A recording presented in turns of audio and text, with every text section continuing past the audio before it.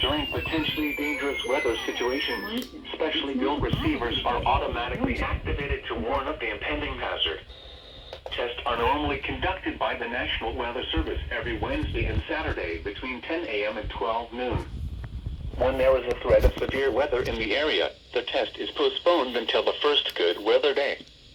Reception of this broadcast and the alarm tone will vary from place to place.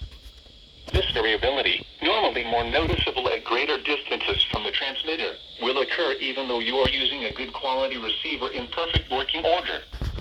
The warning alarm will be activated for severe thunderstorm, tornado, and flash flood watches, and for severe weather warnings affecting the following counties in the KIH 54 listening area: Bibb, Blunt, Chilton, Coosa, Jefferson, St. Clair, Shelby, Tuscaloosa, and Walker.